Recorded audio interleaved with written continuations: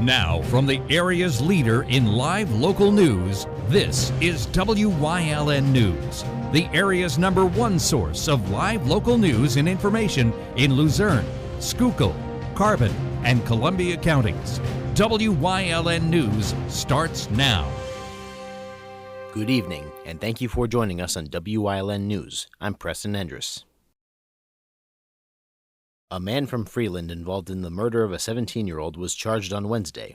According to officials, 23-year-old Frangel Garcia Andujar of Freeland was charged with murdering 17-year-old Stanley Jimson Jr. and injuring 4 others at a party on South Wyoming Street in Hazleton in March of 2022.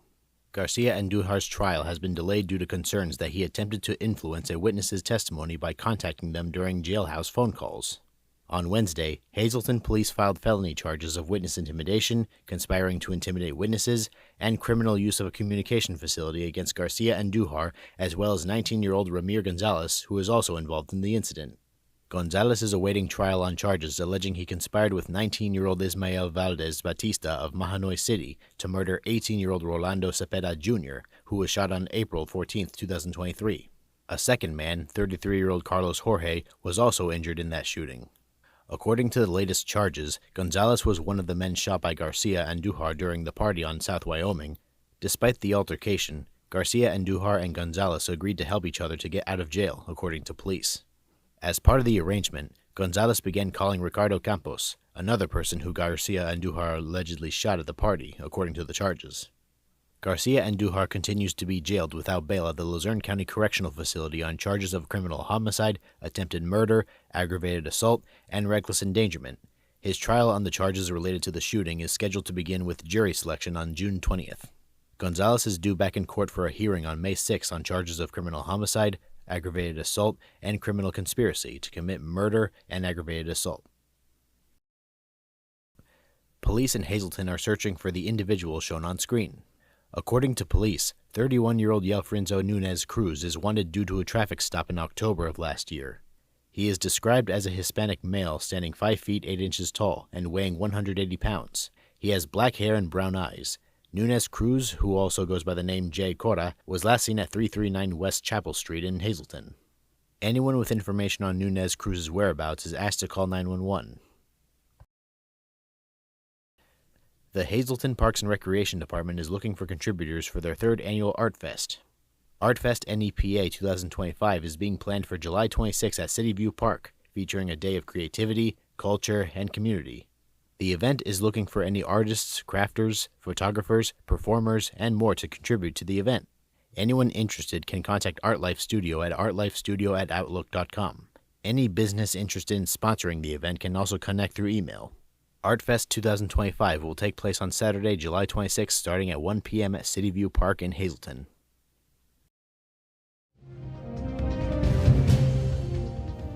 Coming up on WYLN News, the Heritage Hill Senior Expo returns to the Laurel Mall. Plus, Department of Conservation and Natural Resources has issued a warning for wildfires.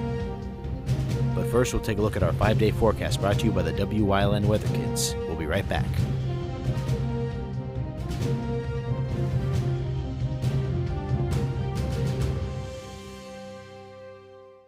WYLN News is brought to you by Lehigh Valley Health Network Pediatric Rehabilitation Services in Hazleton, a brand new location custom designed with children in mind. Our team of therapists and specialists improve the lives of children who need physical therapy, occupational therapy, and speech-language pathology.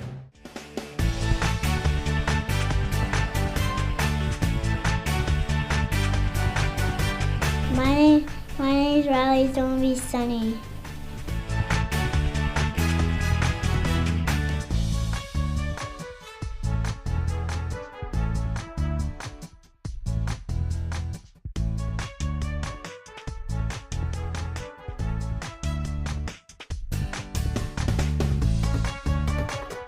We want your child to be our WYLN Weather Kid. Your child can be our feature weather reporter of the day on WYLN News and WYLN social media posts, just by using your smartphone or any video recording device. It's easy. All ages are welcome, from toddlers to teens. To find out how, go to the weather section of WYLNTV.com or look for our post about it on the WYLN News Facebook page. Submit your Weather Kid video today. SJ Kowalski is your Mitsubishi Diamond Contractor. They can install a Mitsubishi electric Mr. Slim ductless heating and cooling system. Mr. Slim systems are designed to make any living space in your home inviting. You can have a different temperature control for every room in your home. The money-saving technology can save you 25 to 50% on your heating bill. For Mitsubishi, Rinnai, and trained comfort specialists, call SJ Kowalski at 570-455-2600. Come shoot at Whitetail Preserve, 118 Boulevard Road in Bloomsburg. Their skeet, trap, and sporting clay fields are professionally designed, and all stations are handicap accessible. Whitetail Preserve has resident shooting instructors certified by the NRA in shotgun, rifle, pistol, home safety, and personal protection in the home. Whitetail can also cater any size event, whether it be a private party, corporate event, or wedding. Call 570-384-2314 or 570-790-8969. Something is out there. What it is, no one knows. However, since its first sighting, there have been numerous reports of strange lights in the night sky. Some say they are extraterrestrials, flying saucers. But to all of those seemingly unrelated uncertainties, there is one common thread. Solo Spaceman. Watch Solo Spaceman on WYLN Thursdays at 1:30, Saturdays at 7, and Sundays at 4:30. Welcome back to WYLN News. Heritage Hill Senior Community led their annual Senior Expo on Thursday at the Laurel Mall in Hazleton. The Senior Expo is held every April and features many of the medical and senior service partners that provide assistance to seniors in the area. Seniors are able to receive information about the various services provided and are offered free screenings by some of the vendors. We spoke with Rachel Tim, the marketing director at Heritage Hill, about the annual event. It's a great opportunity, kind of like a one-stop shop for them, for seniors to come out into a safe, comfortable space and get information from a variety of services that may be important to them, learn something new, get a free health screening. We have lots of giveaways and prizes too, so we make it fun. And it's really a great event, and we do have seniors that come year after year and look forward to it. Lehigh Valley Health Network was one of the organizations that have joined this year, and they have provided various screenings for seniors while they explore the expo. Health Network Labs is here providing cholesterol screenings, and Lehigh Valley Home Care is here providing blood glucose screenings. There's a lot of other free screenings available through Lehigh Valley Hospital Hazleton. We also spoke with Philip Benyo, a physician's assistant for Lehigh Valley Health Network, who was conducting some of the screenings at the expo. To kind of see where your cholesterol's at. That's one of the important kind of health screening things. That's usually people go to the doctor's office once a year to do, but it's something you can get done here to kind of see where you're at, especially after Easter. Benyo said that providing preventative screenings like this are important for many seniors who may not realize they may have underlying health issues. It's important, a lot of people take better care of their car than they do themselves. We take our cars in for screenings and oil changes and tire rotations, but we don't do that with ourselves. And so it's important to do regular health screenings because it's a lot easier to fix a problem before it's a real problem. So if we see the sugar starting to rise, we can get ahead of that before we're a diabetic. If we see your blood pressure starting to rise, we can make some dietary changes, or maybe we need to get on some type of medication or have a further workup to get that treated before it actually causes a problem.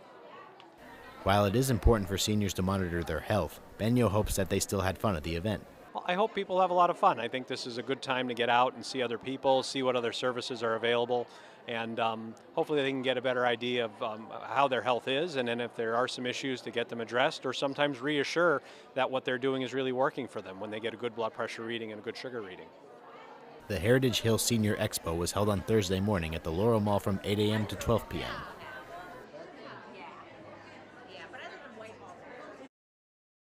The Department of Conservation and Natural Resources has issued a high chance of wildfires occurring for a majority of Pennsylvania. Pennsylvanians are advised not to burn within the next 24 hours. Extra caution is advised to anyone that chooses to start an outdoor fire, as every county in northeastern Pennsylvania is at high risk of fire danger. Some safety tips for starting outdoor fires include keeping fires small and contained within designated fire rings, properly discarding matches and other fire starters, always having water, a shovel, and a bucket nearby, never leaving a campfire unattended, and extinguishing campfires completely. Information on outdoor fires and more can be found at pa.gov/agencies/DCNR. Coming Coming up on Freeland's News Choice, we learn about the upcoming Outrun the Darkness event in Hazleton on Community and You. Plus, Chris Fulmer leads us down the path through history with Danville Part 2. And stay right here on WYLN. We'll be right back.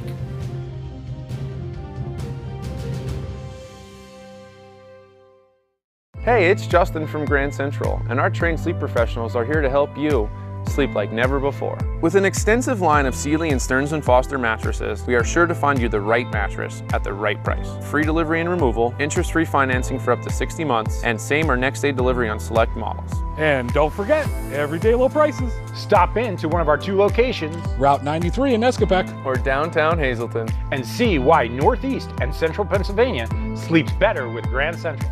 Cooking rice just isn't nice. Hi, Chef Daniel Green here with Rice Robot, the 1, 2, 3 rice cooker. Watch, 1 add the white cup for rice, 2 add the blue cup for water, 3 click it. And let Rice Robot perfectly cook it. The secret is Perfect Cook technology that surrounds the rice with controlled heat for even cooking. Then Rice Robot senses when it's done, auto stops, and keeps it warm to serve. It won't burn, overcook, or undercook, guaranteed. And rice is just the beginning. Make mac and cheese, frittatas, oatmeals, soups and stews, even ramen dishes. And with a ceramic, ultra non-stick interior, cleanup's a breeze. Get the complete Rice Robot cooking system with the steamer tray and 1-2-3 recipe guide, all for just $39.99. It comes with a 90-day money-back guarantee. We'll even ship your entire order free. Order now. 1-800-640-8545. Do you like craft beer? Do you want to learn the right way to sample wine? How about checking out a restaurant with a unique flavor or a crazy food challenge? These are just some of the things we are featuring on Wine, Hops, and Road Stops. So, spend some time learning about great wine, great beer, and great food on WYLN TV 35.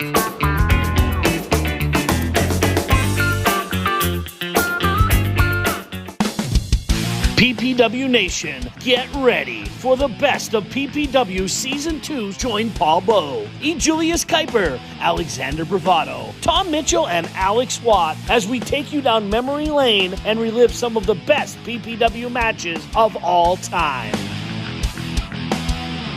Saturdays at 5 p.m., Sundays at 10 p.m., only on WYLN.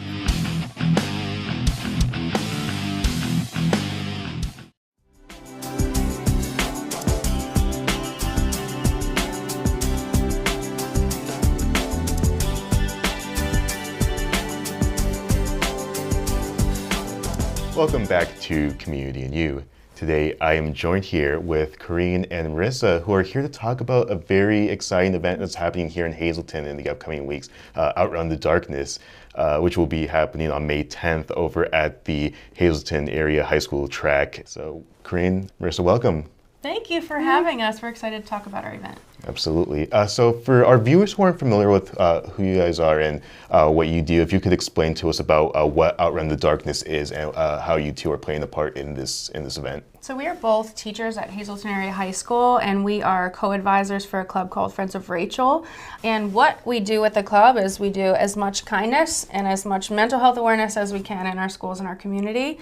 So we realized last year that we had very limited mental health resources since COVID.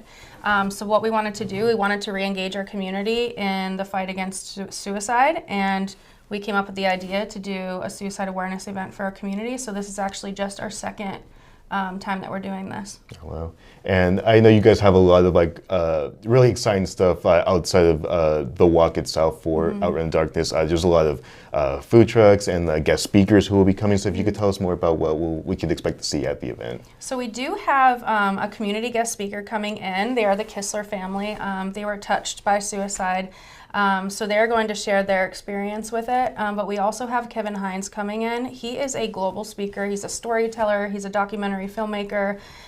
He survived a jump from the Golden Gate Bridge, and he is going to be joining our high school students on May 9th in school itself, and then our community at Outrun the Darkness as well, to just share his story of hope and resilience. Wow, Sounds very, very powerful. I can't wait to hear that from him. I know with the walk/run itself, I know there are several different options of how people can participate, and like there's like different ways that they can go about doing that. So if you could explain to our viewers how they can feel about that. So just at baseline, the event itself is free to the community, so you don't have to pay to attend. You can just come, show up. Obviously the food trucks, things like that, you have to pay for. Other than that, for the run, you can sign up until day of. There is a QR code on the flyer that we can get out, but you just sign up, and there's several different walks or runs that you can do. So there is the 5K, which is very traditional for most runners. There is a 9.88K, which is probably less of a usual number for people to come across, but it is in reference to the 988 suicide crisis lifeline. There's also a memory walk. There is a kids fun run. Is there any others? No. We do have a student discount for our students that participate as well. I know you mentioned a bit about how Friends with Rachel, especially after COVID, wanted to bring a lot of these resources out to the community and to students, and just make sure they have a place of where they can go to when it comes to a lot of like mental health resources. And I guess if I could ask you to, like, if you could talk more, like, I guess on a personal level of like what it means to be part of Friends of Rachel and have this resource for the students in the community. So Friends of Rachel is everything to me. I experienced my first loss to suicide when I was 18 years old, and then went on to lose an additional 7 people of varying relationships since then. The most recent being my co-teacher, actually, at the high school in 2021. So I think even after COVID and then experiencing another loss, I was like, what can we do to kind of shift the mindsets of people that may be struggling, and how can we get out as much hope as we can? So like our whole goal is to just foster a supportive community for suicide loss survivors, and then provide as much resources as possible to those who may be also struggling themselves. So we actually have 15 different community resources coming out with resource tables, so they could address anybody's kind of unique needs of whatever they may potentially be going through. So my experience with the club is very different than Mrs. Gerhardt's, only because I'm fairly new to the scene of Friends of Rachel. So I actually met this one back in 2020 when everything shut down for COVID. And that was, like she mentioned, the same time that we lost one of our fellow coworkers. And so it just kind of fell into it, and have been trailing behind this one ever since. I wish I could say all these events and, things going on were my idea, but I can't. They're a vision and a goal that she has had for so long, and I'm just grateful that I get the front row seat, that I get to be her right-hand lady to help make it happen. But it's been nice, because where she's kind of coming from a place of experience with the loss, I haven't had quite that many, but just working with our students and seeing how much of a difference it makes in their lives, because we experience that with them every single day. We experience it with adults, and then you start to see it in your own personal life. So it's been great for me, because I've learned so much on just kind of what to do and where to go, and then I can help my kids, and it's kind of a nice little ripple effect that we see going on. But yeah, I have a lot to learn, but definitely happy to be along for the ride. Yep, very nice. It's really great that both of you can just be there, as you said, for your students and just provide that resource for them. So very nice there. Is there anything else that you want to share with our viewers regarding the event, or anything at all? We just want to encourage as many people as possible to come out, whether you are touched by suicide or mental health, because I think the more people we have out, and we can engage them in those resources and the guest speakers and just what we have going on in the event itself, I think is just important, because you never know when you're going to come across somebody who might need them. So even if you're not experiencing it now, that doesn't mean you or someone you know might not experience it in the future. So I think it's just important to get as much presence as possible, because so many people struggle, and I think that when you just like look around and you're kind of like on the same playing field as everybody, and you know that you have the support from your community, it can do wonders when it comes to mental health and the suicide awareness that we're trying to bring to the community. Absolutely. All right. Well, I want to thank you two again for joining us here at Community New to talk about this great event. And again, for those interested, Outrun the Darkness takes place on Saturday, May 10th from 4 to 9 p.m. over at the high school track here in Hazleton. So once again, thank you guys, and we'll see you next time on Community New.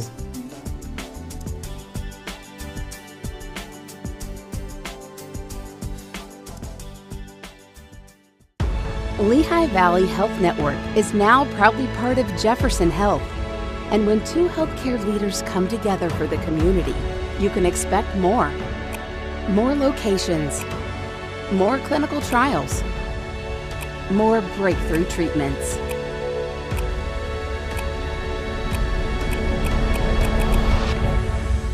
Jefferson Health and Lehigh Valley Health Network. Together for the future of care.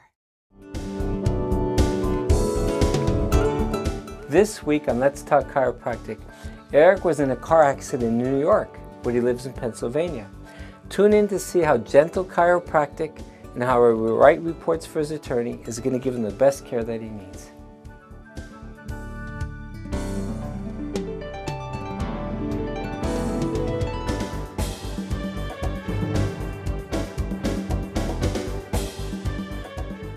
Come shoot at Whitetail Preserve, 118 Boulevard Road in Bloomsburg. Their skeet, trap, and sporting clay fields are professionally designed, and all stations are handicapped accessible. Whitetail Preserve has resident shooting instructors certified by the NRA in shotgun, rifle, pistol, home safety, and personal protection in the home. Whitetail can also cater any size event, whether it be a private party, corporate event, or wedding. Call 570-384-2314 or 570-790-8969.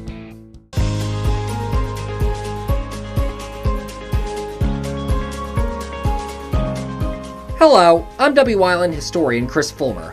Pennsylvania's communities are filled with interesting history. Come with me as we discover the people, events, industries, and other historic facets of local towns.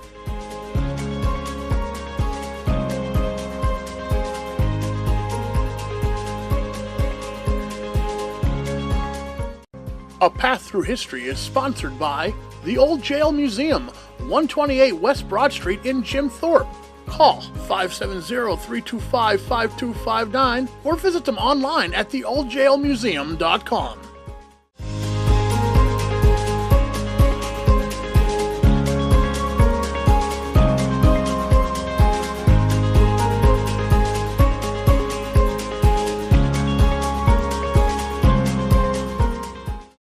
By 1860, Danville had grown into a thriving town. The iron mills poured out their products by the tons, and other businesses operate briskly as well. On August 15th of that year, a crowd between 200 and 500 spectators, depending on the newspaper source, gathered on the bridge over the North Branch Canal and Mill Street. They were there to watch local resident William Fox, performing under the name Professor James Carr, walk a high wire over the canal. Towards the end of his performance, however, the bridge, which had only been installed 3 months prior, gave way under the crowd's weight, dropping them into the canal. Several spectators, including a few children, were seriously injured in the collapse. Everyone would, however, survive.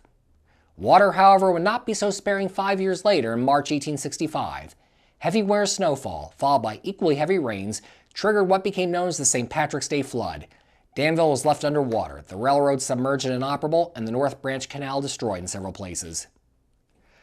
Railroads had taken firm root in Danville by this time. The tracks of the Lackawanna and Bloomsburg Railroad had been the first to be laid out through town in 1860. They would eventually become part of the Delaware, Lackawanna, and Westerns line from Scranton to Northumberland. The Danville, Hazleton, and Wilkes-Barre Railroad reached Danville in 1870. It stretched 43 miles from Sunbury to Tom Hick in Luzerne County. The Philadelphia and Erie Railroad gained control of the line in 1872 and reorganized it following bankruptcy proceedings in 1878 as the Sunbury, Hazleton, and Wilkes-Barre Railroad. The line would later be merged with the Pennsylvania Railroad. The Philadelphia and Reading Railroad's tracks also ran through Danville. In 1881, the Philadelphia and Reading brought to Danville a station that had previously stood in Philadelphia to handle attendees of the 1876 Centennial Exposition. This station still stands today, now the location of Buckley Carpet Linoleum. In 1872, what was originally known as the State Hospital for the Insane at Danville was opened southeast of the borough on land previously owned by Daniel Montgomery. It was the third state mental hospital to be opened in the Commonwealth. The hospital would be gutted in a major fire in 1881, believed to have been triggered by a gas explosion. It would take 5 years to fully rebuild it afterwards. The hospital gradually expanded over the years, reaching a high of 2,801 patients. It remains in operation today, which is a much smaller number of patients in its care. For Danville residents who want to be entertained, the Danville Opera House opened December 28, 1873, on the second floor of a building that also had a drugstore and the town post office on the first floor. Admission on opening night was $10. Improvements were made to the building in the early 1900s, and on May 12, 1914, a brand new wireless antenna was installed in the building to allow for the transmission of baseball scores and news to the community. The building was purchased on July 12, 1923 by the Chamberlain Amusement Company, who reworked the venue into a movie theater. What was now called the Victoria Theater students began screening movies for area residents. The final picture show would be on March 7, 1931 with the movie The Great Meadow, although local symphony orchestras would continue playing there for a few years after the movie stopped. The Victoria Theater was torn down in 1937. Several breweries would call Danville home in the late 1800s. One was founded by John Gerstner in 1874. Located on Spring Street, it was taken over by his wife Maria after his death in 1877, who put her name on the company. It became the Stieb and Faber Brewing Company in 1890, then the Polish-Lithuanian Brewing Company in 1895, before landing perhaps its best-known name, the Hanover Brewing Company, in 1905. Under this name, it produced Hanover Lager, Hanover Porter, Hanover Ale, and Hanover Special. The Hanover Brewing Company ceased operations in 1915. A rival Danville brewery also began in 1874, founded by John Bausch. The building, located on East Front and Ferry Streets, was originally built as a Hyatt Mansion as a barrel-making shop in 1840.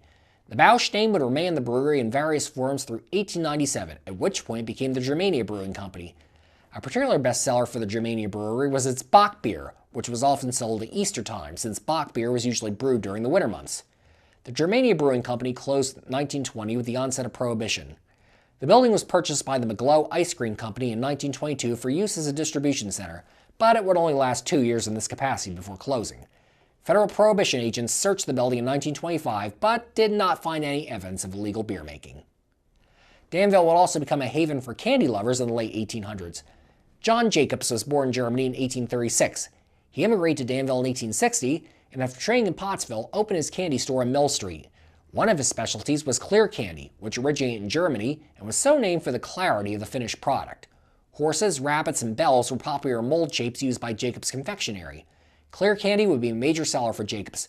For Christmas 1923, for instance, 50 tons of it was produced by 30 workers in shifts going all 24 hours of the day. Jacobs eventually had 2 stores in Mill Street to meet demand. Other treats were also made at Jacobs. Ice cream machines were installed in 1890, and a bread-making machine followed in 1895. Beginning in 1915, and continuing with some interruptions until at least 1952, a large mechanical rabbit would greet patrons in the store's window during the Easter season. John Jacobs' Sons took over the business in 1901 and changed the company name to John Jacobs & Sons. The Upper Mill Street store closed in 1918, but the Lower Mill Street branch continued for decades afterwards. Esther Quigg, daughter of Jacobs' son George, bought the confectionery in 1949. She ran it until it closed in 1961. In the late 19th and early 20th centuries, Danville would become a hub of innovation and invention, both in the town itself and across the nation. First, there was Christopher Latham Sholes, born near Danville in 1819, who helped to invent the first practical typewriter in 1868. In these early days, over 300 different typing machines have been created for the public, many of them excessively cumbersome and difficult to use. Sholes, who in his early years had learned about publishing at the Danville Intelligencer, would create, in conjunction with fellow inventors Charles Glidden, Samuel Soule, and Matthias Schwalbach, the first practical typewriter in the Milwaukee machine shop of Charles F. Kleinstoiber. After potential backer James Densmore declared the creation was not quite ready for public consumption, Sholes went back to the drawing board and changed his original flat platon to a revolving cylinder, which allowed for typing on a paper of standard thickness. Sholes also improved on an original Schwalbach idea by arranging the typewriter's keys in 4 rows, and upon the suggestion of a potential customer, put a spacebar underneath them. Perhaps his biggest addition to the typewriter came in 1873, when, to prevent jamming, he arranged the letters and the keys in an order that separated commonly used combinations. This arrangement, known as the QWERTY system, remains the standard in today's computer keyboards. Back in Montour County, there would be further innovation. Henry Rempe, a local jeweler, would, in 1903, file a patent for a self-winding watch powered by a small internal battery. He would build a factory on Railroad Street that successfully produced both office and mantel clocks for several years afterwards.